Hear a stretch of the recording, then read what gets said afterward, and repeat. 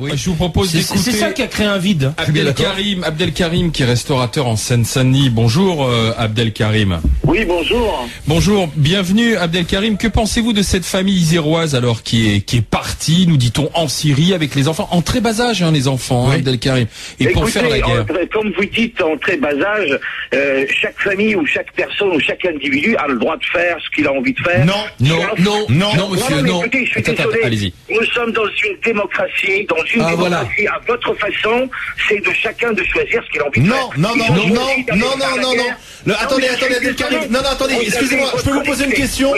Attendez, Abdelkarim, on n'a pas le droit d'être à ça, monsieur. Sinon, on va pas se prendre. Abdelkarim, je peux vous poser une question? Attends, laisse-le finir. Non, écoutez, laissez-moi finir, parce que vous avez après le temps, vous, de développer. Non, mais je voulais vous poser une question, monsieur Abdelkarim, c'est pour ça. Oui. Je voulais vous demander, vous trouvez ça normal que des parents embarquent un bébé de 6 semaines sur une zone de conflit? Vous dites, c'est son droit, ce sont les parents, ils font ce qu'ils veulent. Est-ce que c'est normal, vous les grandes gueules, non, répondez à ma question. Pendant la guerre de Gaza, qu'on a bombardé des enfants et des femmes? Attendez, ils utilisent les enfants, monsieur. Ils s'en servent, ils les envoient au combat, arrêtez. Non mais vous ne répondez pas à la question. Il ne peut pas y avoir deux poids, deux mesures. Si, monsieur, il y a deux poids, deux mesures entre ceux qui sont des assassins et ceux qui ne le sont pas. Du moment où les enfants, ils ont moins de 18 ans, c'est la responsabilité des parents. Quand il reviendra en France, vous avez le droit de l'arrêter, de le juger. Pour le moment, il a choisi d'aller faire le combat. Mais il aurait dû partir tout seul, Abdelkarim. Même pas, attends. C'est un problème, monsieur. Tous les problèmes du monde, la France ne peut pas les régler. Pour ça, il faudra arrêter de dépouiller nos pays de ses richesses. Il faudra arrêter de nous imposer des charlatans à la tête de nos pays. Il faudra arrêter. Monsieur, c'est quoi nos pays? Monsieur, s'il vous plaît. Monsieur, s'il vous plaît, c'est quoi nos pays? Où est votre pays, monsieur? Nous vivons dans la pauvreté. Où est votre pays, monsieur? Nous vivons dans la misère. Où est, au lieu de parler tout seul, monsieur, au lieu de faire un prêche, on n'entend pas. Nous la paix, et on vous foutra la paix en France. On vous foutra la paix en France? Mais monsieur, moi je vous imposerai la paix en France. À grand coup de pompe dans le cul s'il le faut. En toute liberté, ça ne vous regarde pas, monsieur. On a le si ça me regarde, monsieur, parce que j'ai le devoir d'assurer la sécurité dans mon pays, qui est mon pays et pas nos pays. De vous entendre tous les jours, l'islam. Laissez-nous. Mais vous donnez une image de l'islam qui est lamentable. Écoutez, monsieur, il y a 3 millions de chauffeurs en France.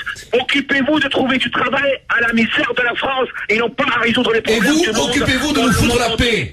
Vous avez le pied dans tous les bourbiers du monde entier. Vous y êtes partout, il y a le bordel. Abdelkarim, je peux vous poser une question? Monsieur Abdelkarim. Avec le mensonge, monsieur. Monsieur Abdelkarim, on va pas parler. Avec du mensonge. Vous nous avez dit qu'il a des bombes. Vous nous avez dit qu'il y avait le Qaïda. Vous nous avez dit que Saddam Hussein c'est un terroriste. Vous avez assassiné Saddam. Vous avez assassiné l'Irak. Vous, non. Vous avez assassiné tous les pays. Mais attendez, monsieur, vous êtes en train de défendre vous-même des criminels. Parce que là, attendez une seconde. Parce que, attends, non. J'ai une question Une seconde. Voilà, on va laisser retomber parce que l'intérêt, ce serait de pouvoir discuter avec Abdelkarim. Mais c'est un prêcheur en bombe. Non, mais attendez, une seconde. Ça y est, Abdelkarim, on peut vous poser une question? Allez-y, monsieur. Bon, alors Claire. Bonjour, j'avais plusieurs questions à vous poser.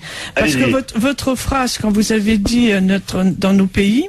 On vous foutra la paix dans nos pays. Voilà, vous nous foutrez la paix dans nos pays. Vous êtes français, vous êtes né en France, sinon vous êtes en France depuis combien de temps?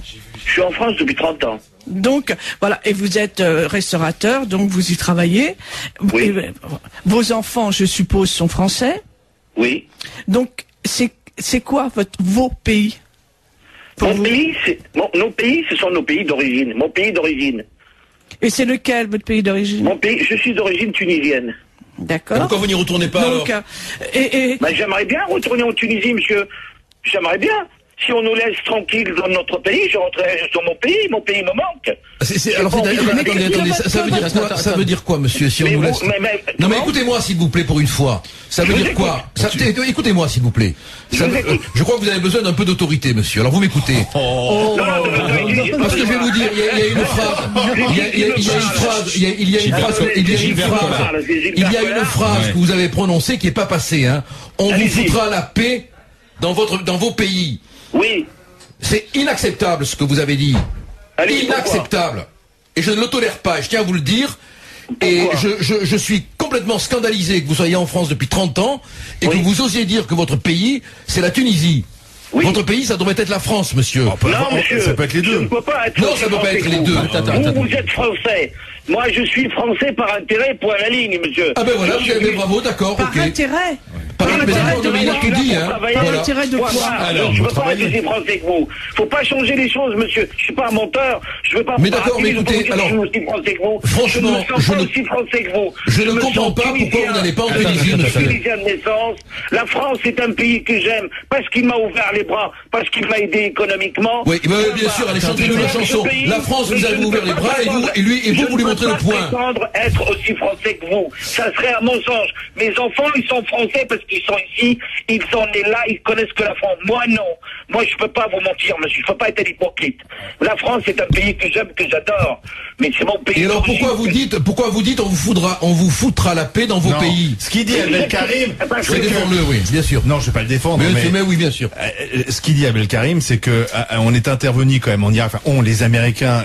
Aujourd'hui, le problème irakien, c'est aussi un problème américain. C'est-à-dire on s'est dit, on va faire la guerre là-bas, on va arranger les choses en faisant tomber un régime, celui de Saddam Hussein, et finalement c'est le chaos. Et on est obligé de remettre en place une coalition de 40 pays pour essayer d'éradiquer cette menace islamiste que représente l'État islamique et qui, semble-t-il, maintenant recrute aussi des djihad. Donc il y a des djihadistes français, il y en a en Syrie, maintenant il y en aurait en Irak. Donc c'est quand même, on a une responsabilité dans ce qui se passe là-bas.